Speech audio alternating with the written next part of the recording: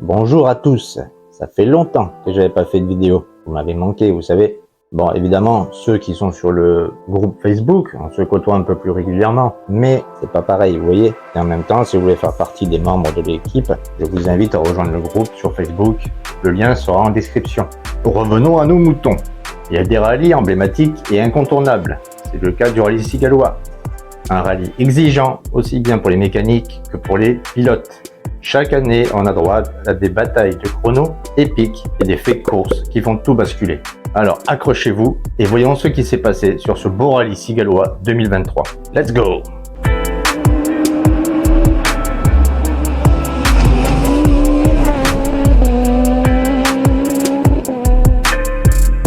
Première semaine de septembre et c'est la rentrée pour beaucoup de personnes, notamment les enfants. Mais pas que. Outre le rallye de Terre de Lozère qui s'est déroulé fin août, c'est aussi le retour des rallyes asphalte et ça commence avec le rallye national du Cigalois, organisé par l'Alsace cigaloise et l'appui du team Auto Viganais. Et donc, le 8 et 9 septembre, avec le retour de la chaleur, que se déroulait le 40e rallye Cigalois 2023. Au programme, 3 étapes de 267,735 km, divisées en 8 épreuves spéciales pour un total de 114,770 km chronométrés. C'est de Saint-Hippolyte-du-Fort, dans le Gard, que ce rallye asphalte va s'élancer. Un plateau qui annonce du lourd en termes de guerre des chronos. Tous les points comptent pour accéder à la finale des rallyes qui se déroule en octobre dans le Puy-de-Dôme à Ambert. Avant de débuter ce rallye, certains équipages vont se chauffer dans le check-down. Une mini spéciale pour les derniers réglages de leur auto. Comme chaque année, le Cigalois est synonyme de frustration et de désillusion. La première, malheureusement, à en subir les frais, c'est Marichu Mourgue, qui sort de la route sans trop de gravité, mais il a contraint l'abandon avant même le départ. Et dans la famille Mourgue, on est fort, on a du caractère, et je ne me fais pas de soucis pour son retour encore plus motivé. Avec la fraîcheur matinale, les équipes s'élancent dans la première spéciale. Une boucle cross-cross longue de 14 km 20 et d'entrée, un des grands favoris de ce rallye se fait piéger par ses pneus froids. Yannick Vivens sort de la route sans gravité, lui aussi, et oblige à l'abandon également. De ce fait, c'est Benjamin Cardenas et Alexandra Fontana qui vont cueillir tout le monde à froid, en signant le scratch devant Dorian Nicolas, Vincent Carnille, Laurent Lacomie et Adrien Bonicel, Laurent Sagne et Anthony Jallet, et enfin Sébastien Martinez et Karine Ebrard. Ils vont tous avoir le même temps à 2 secondes 3 ex aequo, suite au temps forfaitaire causé par la sortie de Yannick. Florent Pueyo et Benjamin Rico vont prendre les devants sur Warren Tribouillois et Benjamin Durand en prenant un avantage de 3 secondes 9. Beaucoup vont rester prudents dans cette première spéciale, en attendant de voir ce qui se passe devant. Le rallye est long, il peut se passer beaucoup de choses, mais il ne faut pas trop attendre et se laisser distancer. C'est donc dans la deuxième spéciale de Fressac-Payès, longue de 14 km 55, que les choses vont commencer à se mettre en place. Maintenant que Vivens n'est plus de la partie, il semble que la voie s'ouvre pour Nicolas. D'ailleurs, il va signer le scratch en devançant Lacomie de 12 secondes 4 et Cardenas de 16 secondes 8.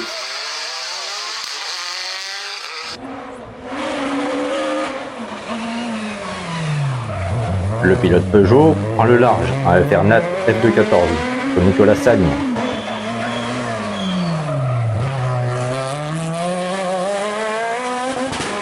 Alors que Pueyo lui aussi prend le large en FRC4 Rallye 4. Martinez, quatrième, perd déjà 24 secondes 6 sur cette épreuve. Une spéciale qui est emblématique avec cette belle épingle de Vabre où les pilotes s'en donnent à cœur joie. Un mélange de plaisir et d'angoisse, faire plaisir aux spectateurs sans perdre trop de temps et sans rien casser. Surtout avec la petite marche à la corde, que l'on a tendance à oublier.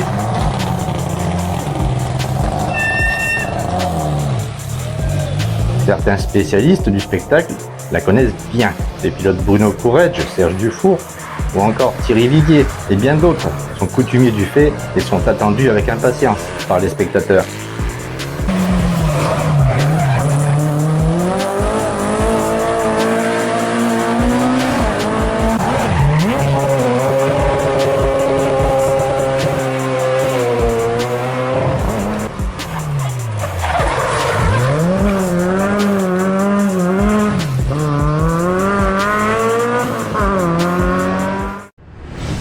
Mais pas le temps de s'amuser, il y a déjà la troisième spéciale qui se profile. Les routes plus poussiéreuses et rapides de Pompignan-Ferrières, longues de 14 km 24, vont voir Dorian Nicolas et Laurent Lacomie s'envoler.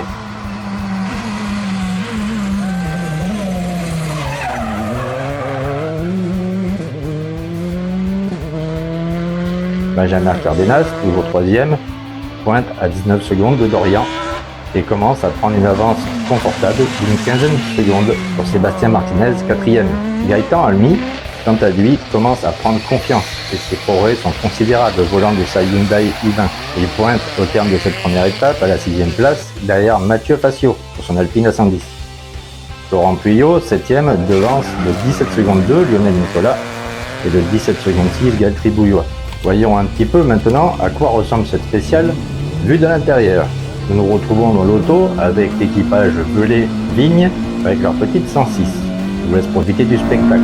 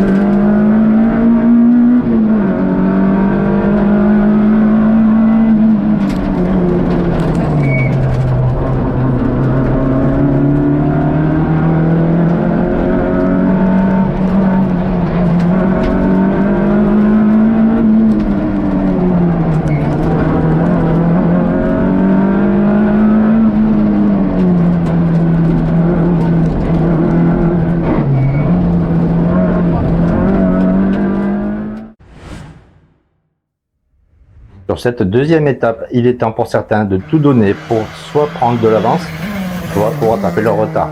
Dans ce qui est prendre de l'avance, Dorian Nicolas s'en sort très bien, en signant encore le scratch à 6 secondes 6 de Benjamin Cardenas, qui donne tout pour rattraper son retard sur Laurent Lacomie. Il signe le quatrième temps à 13 secondes 6 de Nicolas. Sébastien Martinez, lui aussi, frappe un grand coup pour éviter de se faire trop distancer par Cardenas. Et il a seulement 2 secondes 1 sur celui-ci.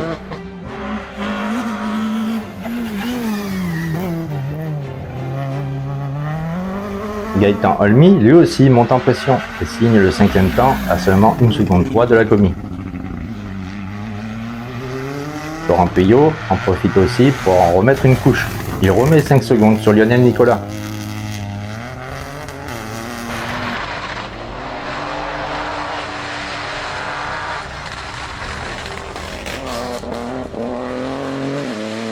Dans cette spéciale, on peut regretter l'abandon de Thierry Viguier qui aura régalé tout le public durant ce début de journée, comme mécanique, pont arrière cassé.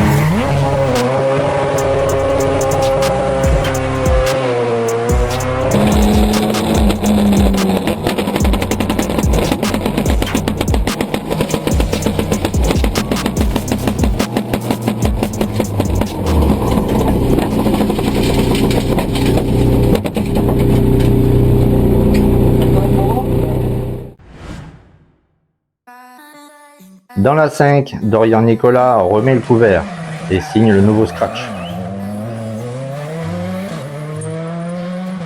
En seconde position, c'est Laurent Lacomie et derrière, toujours une bataille intense pour la 3e place.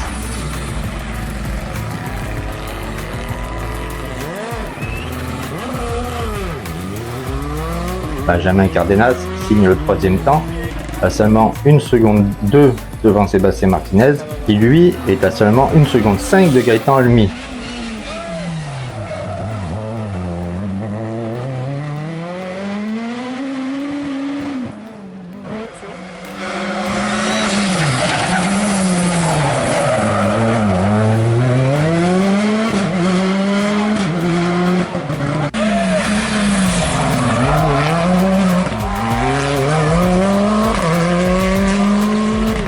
Puis au s'envole, il remet 7 secondes 1 sur Lionel Nicolas.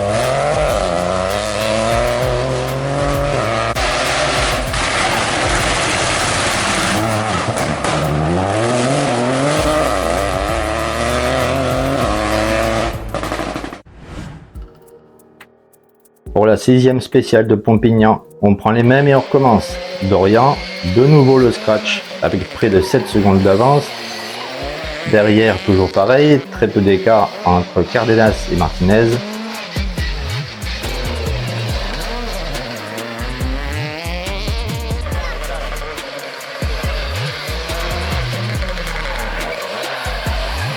On peut noter toutefois le temps canon de Jérémy Serriès et Stéphane Crespin qui signent le 5e temps scratch à seulement 18 secondes 8 de Dorian Nicolas avec leur Clio R3.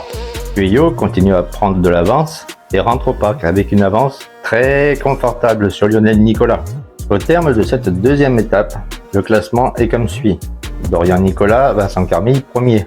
2e, Laurent Lacomie et Adrien Bonicel à 53 secondes 1. 3e, Benjamin Cardenas et Alexandra Fontana à 1 minute 15 déjà. 4e, Sébastien Martinez, Karine Ebrard à 1 minute 35. 5e, Gaëtan Halmy, Frédéric Turière à 2 minutes 01 2. Et 6e, Florent Pueyo, Benjamin Rico à 2 minutes 23 8. Avant le dernier tour, voyons ce qui s'est passé derrière. Comme d'habitude, l'équipage Lionel Voisin et Nicolas Honoré a passé un rallye à peaufiner leur auto avec leur nouveau réglage pour éviter l'usure des pneus.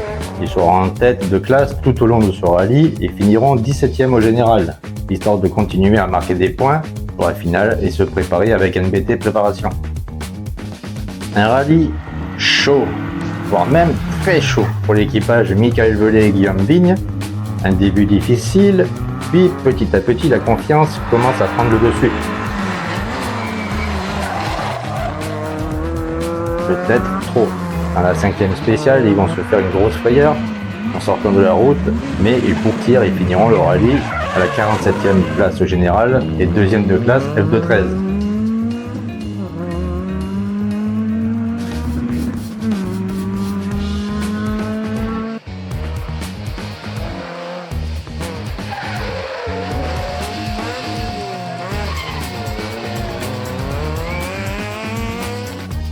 Ludovic Malotier, quant à lui, est resté lui aussi premier de classe tout le rallye, devant s'habituer à un moteur plus petit et donc a dû modifier légèrement ses notes pour élargir ses courbes afin d'avoir une meilleure relance. Et ça a fonctionné. Au terme de cette 2e épreuve, il ne reste déjà que 62 équipages. Pour cette dernière étape, il n'y a que 2 spéciales, la spéciale de cross se faisant que 2 fois. C'est donc Fressac-Payès, avant-dernière spéciale de la journée, connaître un nouveau rebondissement. Dans une position plutôt confortable, Benjamin Cardenas sort de la route sans gravité, laissant sa place à Sébastien Martinez, désormais 3e, et laissant la place de premier dans le F Rally'Nat à Nicolas Sagne.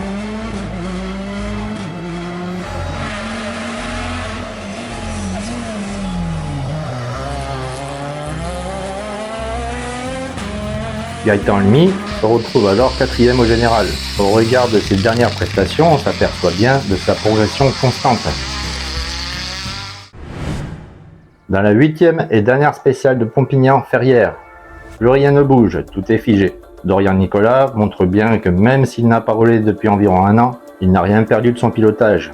copiloté par Vincent Carmille. Il remporte son 40e rallye national du Cigalois 2023 avec plus de 1 minute 10 d'avance sur Laurent Lacomie et Adrien Bonicel. Mais également une avance de 2 minutes 16 sur Sébastien Martinez et Karine Hébrard, qui montent sur la 3e marche du podium. Une surprise toutefois sur cette fin de rallye, ce sont Jérémy Serries et Stéphane Crespin qui prennent la 5e place au général derrière Gaëtan Olmy et Frédéric Turière et gagneront par la même occasion le FRC 4 Rallye 3 devant Florent Pueyo qui perdra la place de premier de groupe mais qui gagnera la classe R4. Voilà, ce rallye est terminé et il a tenu toutes ses promesses. Un rallye exigeant pour les mécaniques comme les équipages, comme je vous l'ai dit. Et vous y étiez à ce rallye? Mettez en commentaire à quel endroit vous étiez. Et pour les petits filous, je vais demander à tous ceux qui sont téméraires et qui sont restés jusqu'au bout de cette vidéo de marquer en commentaire chaleur. Comme ça, je verrai bien qui est resté jusqu'au bout. Et plus courageux, quoi. En tout cas, je vous remercie d'avoir regardé cette vidéo. N'oubliez pas de vous abonner si ce n'est pas déjà fait, de liker, de partager. Et je vous dis à la prochaine. Ciao!